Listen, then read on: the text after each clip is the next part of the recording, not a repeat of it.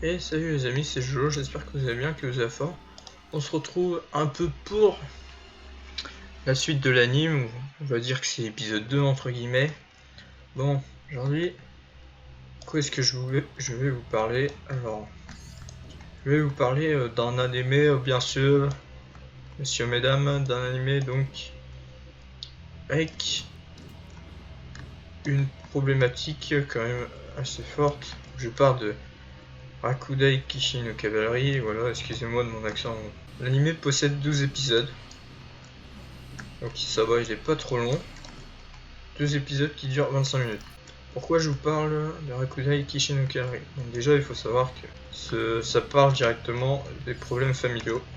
Alors, le personnage principal, donc Kurogane Iki, est rejeté de sa famille parce que, en gros, il est bon à rien, entre guillemets, puisqu'il n'a pas de pouvoir.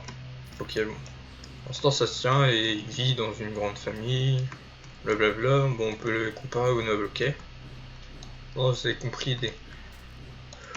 Le problème, c'est que lui veut devenir chevalier, et sauf que sa famille ne le veut pas, car bon, il est vu comme une sombre merde, hein, voilà, on va pas se le cacher. Et le truc, c'est que c'est que lui fait tous les efforts du monde donc pour réaliser son rêve. Et donc, cet animé aborde notamment les problèmes familiaux. Ça, je l'ai déjà dit. Ça aborde notamment le sujet, un sujet assez épineux, le travail. Est-ce que le travail paye? Ça, c'est une question que tout le monde se pose. Et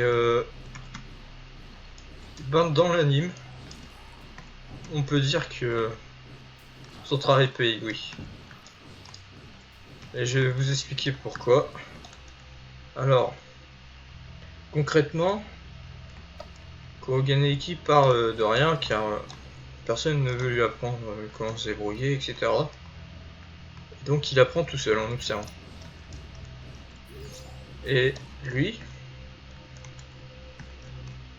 fait donc une année à blanc, donc comme s'il avait redoublé, parce que en fait il est jugé, la puissance magique est jugée au début, sauf que bon, aucune machine ne peut le juger, comme vous le verrez dans l'anime. Donc la directrice lui impose une condition, c'est de gagner un tournoi inter-lycée, concrètement c'est ça. Et donc, au départ, Kurogane Iki se retrouve seul, bon, parce qu'il est considéré comme la merde partout, bon voilà. Sa réputation le poursuit. Il poursuit ses rêves, voilà, il continue à s'entraîner, etc. Il reste dans le lycée. Et donc au début de l'anime, vous allez voir, il affronte une princesse en gros, qui est un peu la meilleure de la nouvelle génération. Voilà, si on peut dire ça comme ça. Et lui, il va réussir à la battre. Et tout le monde est là, il le voit, oh, il y a de la triche, etc. Mais tous les deux vont comprendre que tous les deux ont travaillé. Et ça aborde un peu le problème, c'est que la princesse est vue comme une génie, mais elle a bossé. Et tout le monde est là en mode, oh c'est une génie, je pourrais jamais la battre. Et Kurogane, lui, c'est l'inverse en gros. Il est vu comme une merde, il a bossé. Et donc, il est un peu vu comme un génie. Parce que lui, il a travaillé. Et donc, ça aborde un peu un sujet de classe sur les propos, genre entre guillemets, les insultes. Oh, t'es un intello, toi, et tout. En normal, t'y arrives. Bah non, parce qu'il y en a, ils travaillent pour être pour avoir des bonnes notes. D'autres, non. Voilà. dans tous les cas, il y a un minimum de travail quand même. Et donc, cet animé nous fait comprendre que que peu importe le travail fourni par les personnes, même si c'est pas le même temps de travail qui est effectué, et ben cela joue sur ces notes entre guillemets, et cela joue sur la suite.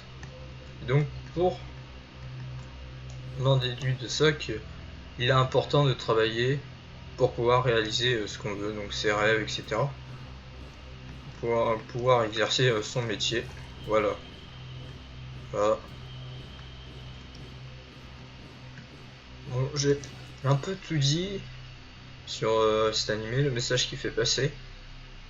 En tout cas, j'espère que cette série vous plaît parce que moi je trouve que c'est intéressant. Après, ça reste à voir parce que si vous regardez pas les animés, bon, vous pouvez pas comprendre, mais après, mon but c'est d'attirer le regard sur les animés moins connus. Bon, vous connaissez tous One Piece, classique, Dragon Ball, bon, Naruto, j'imagine, voilà.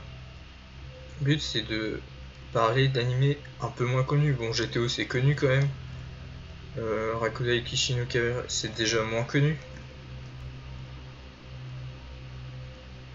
Mais parler d'animes moins connus mais qui font passer un message important et qui peut nous servir dans la vie de tous les jours.